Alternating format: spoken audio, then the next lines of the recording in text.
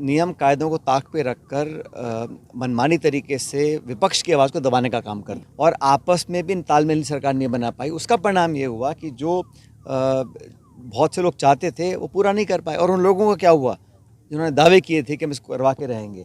इस सरकार की अब क्या बखत रह गई है। मंत्री क्या बोल रहे हैं, दर्जनों साहब विधायक क्या बोल रहे हैं, क्या आश्वासन अध्यक्ष जी ने क्या दिया था, फिर कोर्ट में क्या उन्होंने सरकार ने पक्ष रखा, उसका परिणाम आपने देख लिया। इस सरकार की अब क्या बखत रह गई है।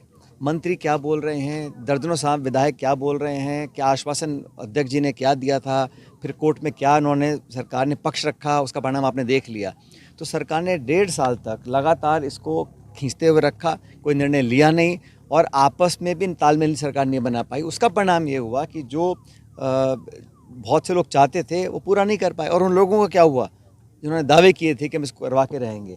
तो सरकार को निर्णय लेना बहुत पहले चाहिए था और तथ्यों के आधार पर कार्रवाई करनी चाहिए थी। अगर कोई किसी व्यक्ति को लगता था कि उनके साथ बेइंसाफ़ी हुई है और प्रमाण अगर होते और प्रमाण अगर हैं, सरकार कार्रवाई करती।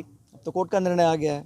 लेकिन सर, जिस तरीके से हनुमान बेनीवाल के साथ हुआ, जो बिजली का कनेक्शन काट दिया गया, अब सरकारी आवाज़ खाली करने के लिए कहा गया है, किस तरह देखते हैं पॉलिटिक्स को? देश में और प्रदेश में ये बात सच है कि भारतीय जनता पार्टी ने हमेशा जब सत्ता में आते हैं तो नियम कायदों को ताक पे रखकर मनमानी तरीके से विपक्ष की आवाज़ को दबाने का काम करते हैं।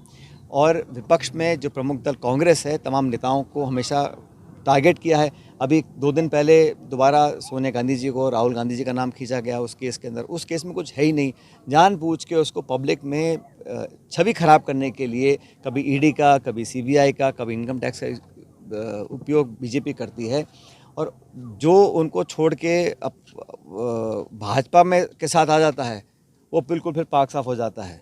तो एजेंसी जब तक है, जब तक आप विरोध में हैं, आप वैचारिक विरोध करोगे तो आपको तंग करेंगे, पुलिस भी आएगी, छापे डलेंगे, रेड भी डलेगी। आप उनके पक्ष में आ जाओगे तो सब साफ हो जाता है, सब मामला इधर उधर हो जाता है। तो इस प्रक्रिया, ये कार्रवाई भाजपा करती है, ये दिल्ली भी करती है।